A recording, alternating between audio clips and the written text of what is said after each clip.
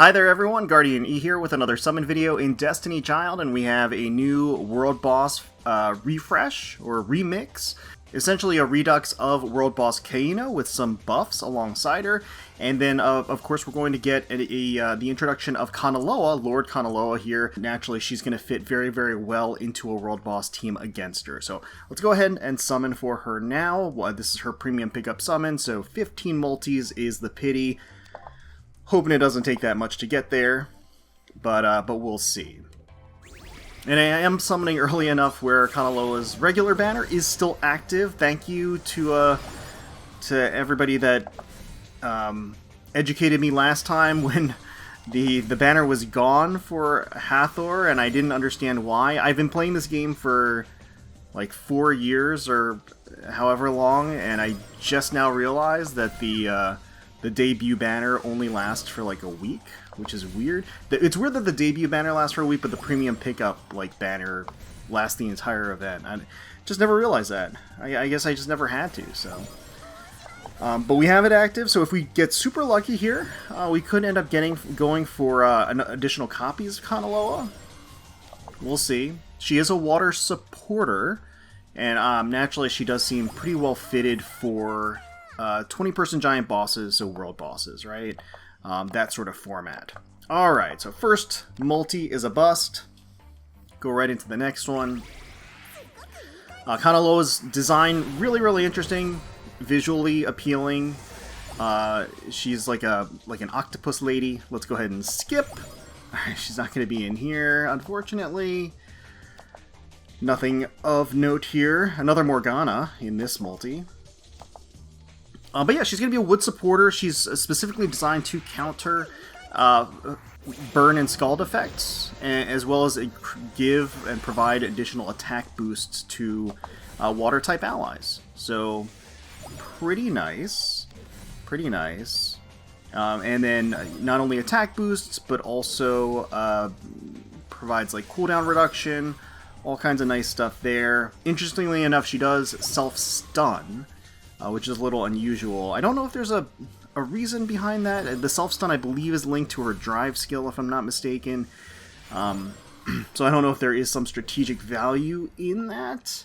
The only thing I can think of is that like you wouldn't want her attacking, so maybe that's why she stuns herself, basically. Not entirely sure, but it is like 100% chance to do it. Alright. Nothing on this one. Nothing on this one. That's okay. We're going into multi... Oh, no. Hey, got our mileage. It's always a nice little surprise. Another 5-star ticket to add to the collection, of which we have plenty. Alright. Back in. So this is going to be multi 4. Here we go. Now this is traditionally... historically what I've called the worst multi to get the unit on, because if you get them here, you don't get any consolation prize. You're one away from the consolation spa skin, and so you get no bonuses, but it took you that many pulls to get there. So I guess technically, what, multi 14 would probably be worse than multi 4, but as usual, it always happens. That's totally okay, though. We're getting Lord Kanaloa here. Demigod Counselor, a sage who will awaken your inner power. And she is a water supporter, as mentioned.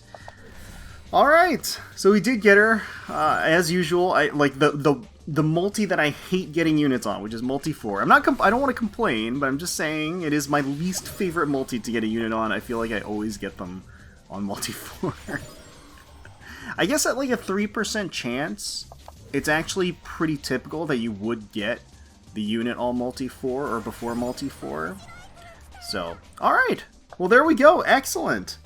So here is Kanaloa, Demigod Counselor, as like a kind of like a soft, cuddly octopus lady. You know, she has this mature allure to her, obviously bombastic proportions. I like the little side tail of her hair that kind of pulsates. It looks like it's kind of an octopus part of her.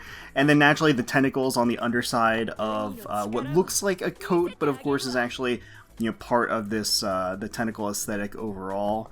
Really cool. And then of course it's kind of an interesting design over, like the outfit itself It's almost like a battle suit or like a raincoat. It's tied neatly at the narrow waist to really accentuate naturally her really extravagant hourglass figure. And of course no pants to ensure to show off those substantial thighs and calves there. But again, she has a very soft and mature air to her. And then if we take a look, she does come with a couple of costumes. So the Awakened costume, which we'll get, of course, soon, definitely doubles down on the whole tentacle motif. You got more of them kind of curling around behind her. The actual top that she has is actually opened up at the cleavage, so you do get a nice little view there. And then she actually has a rare costume, which I definitely want to get, Bikini Kanaloa, which, as you can see, is actually, I think we can take a look at it in the shop. Oh yeah, here it is. We sure can. So here is, it says Bikini Kanaloa, but it doesn't really look like she's wearing much of a bikini to me. I think it's just really just wearing the tentacles, more or less. It says Kanaloa in a swimsuit. When she's tired, she relaxes by spending time in a swimsuit. That's what they say. That's what they say. Maybe there's something on underneath those tentacles, but I don't really see much of anything. Obviously, quite sexy, quite provocative, very, very spicy. Lots of skin and curves on display, and the tentacles just barely hiding modesty there. And it does look like the tentacles are slippery in texture. There's all kinds of like trails and slime all over too. It's just over the top, delectably raunchy. She's stroking that tentacle suggestively. There's goo all over the place, all over her, creating this smooth and alluring shine to her bare skin. But yeah, this one's a winner. And the tab animation, she licks the tentacle, and then of course the others kind of writhe a little bit underneath her too. Whew, yeah. I mean, let's be real, when she was introduced as an octopus lady, I mean, I think we all kind of knew that this is where it was headed. So this is a premium skin. It's going to be available in the Blood Gem shop at some point in the future. So definitely going to be picking this one up at that point. But I think the shop also has, yes, it also has the Hot Spring skin. So we can take a look at it here. It kind of plays off of, I think, the premium skin. I think the style is very similar, and then you have, I think, it looks like the tentacle as opposed to the towel, too, so that's nice. It's so warm, there are hot springs like these in the ocean, too. Wanna go there with me? So she is inviting us out to her home turf. Fine. So let's go ahead and take a look at her drive effect here. So Tantric Secrets is the name. Oh, that's cool. Alright.